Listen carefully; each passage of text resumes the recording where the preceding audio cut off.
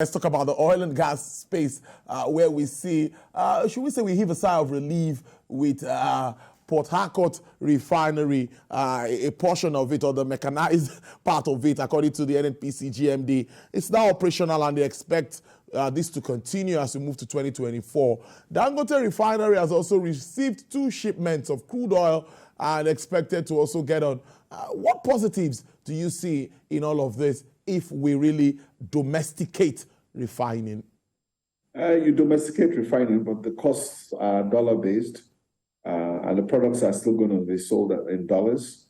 Crude oil is also sold at a dollar base. So yes, while there are advantages from local production, you're going to save on significant expenses on transport and logistics.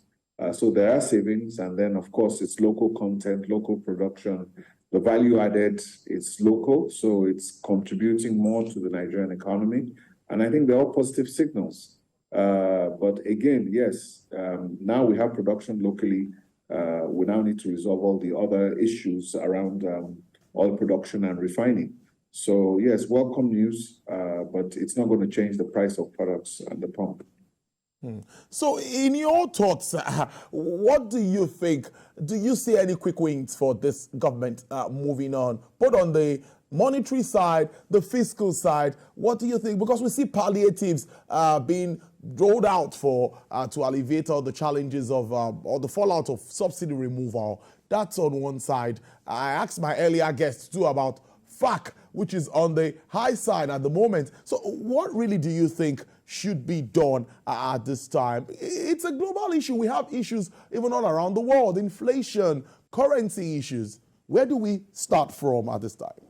You've asked 3 questions. So let me try to break and separate those questions one by one.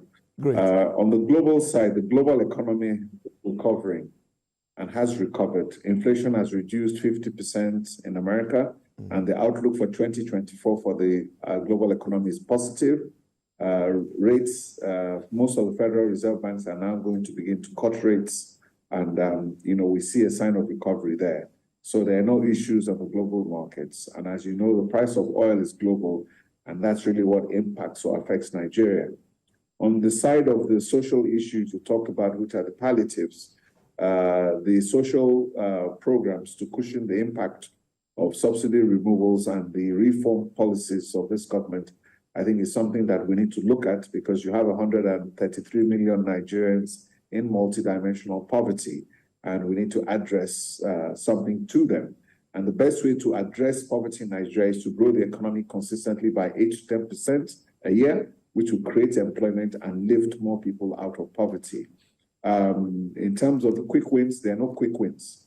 The situation on ground is very dire, and it's a marathon, it's not a sprint. The policies that are being proposed are positive.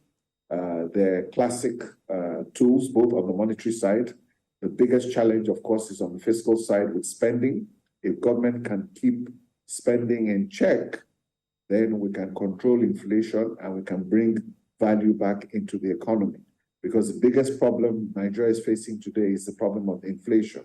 Inflation at 30%, interest rates lower than that, real rates and real yields are negative.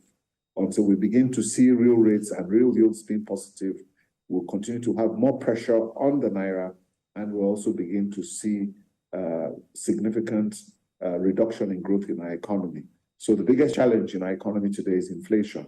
So if the government can implement its policies this year, stay the course, and no quick fixes, it's a marathon, it's not a sprint, then by this time next year, we can begin to see some significant recovery with the Nigerian economy. But do we have that handshake between the fiscal and the monetary side, not working at cross purposes this time around? Do you think we have that handshake? I won't call it a handshake. I will call it coordination and synchronization. Okay. And that's why you have a coordinating minister of economy, and it's his job to coordinate those sectors of the economy, not only the monetary policy side, but the fiscal policy, but also the trade policy, which we also take for granted. Trade and investment policies are also very important because trade policies are going to affect our balance of trade, what we import, and also impacting the foreign exchange rate. So I believe that the position of the coordinating Minister of the Economy should resolve these issues very easily. Finally, the IMF, World Bank, of course, commended Nigeria removal of subsidy and floating of the exchange rate. But recently, they were talking about price of PMS. It seems like you're supposed to be selling at about 750 naira if we are to factor in FX issues and all of this. So, in your thoughts, how would you react to this? We're still buying at about 600, 650. What do you make of some of the submissions from like the World Bank? How seriously do you take it? Well, I don't understand what you mean by how seriously do you take it. Yes, because some analysts have said, some analysts say we shouldn't take all that the World Bank says, hook, line, and sinker. Well, the World Bank is an independent organization. Yes. The World Bank and the IMF, they don't mean you any harm. All they do is that as being members of the World Bank and the IMF group, every year they come to your country, including the United States. Every country, they do their Article 4 report and they make their presentation of an independent presentation. They don't tell you how to drive your policies or anything. So when they make their own comments and recommendations, it's for you to look at as a mirror, some sort of independent analysis of your economy and do that. They don't drive your plan and they don't force you to come and borrow their money. So it's now up to you to decide that you want to borrow money from them, and they have their terms and conditions for borrowing money. So the subsidy issue is something that is very pertinent, and I think it's something that a policy that we've talked about, removal of the subsidy. So there are arguments as to what level of subsidy is being removed, but at least if there's a subsidy that is there now, I think maybe fuel is only being subsidized maybe about 20%, but not, at least it's not 100% subsidy, which is what is positive. So with this new refineries coming online and everything, then we can begin to regularize in terms of the pricing of fuel within the system. So hopefully next year, we should be able to resolve quickly what the true price of the pump prices should be. But I think what we are being assured is that there are no more subsidies. So we're now beginning to see how next year, how the removal of subsidies is going to begin to impact the federation accounts and government revenue, both at the sovereign level and at the subnational level. So by the first quarter of next year, we should begin to see the impact of the fuel removal on those savings on the government accounts, both at sovereign and national levels.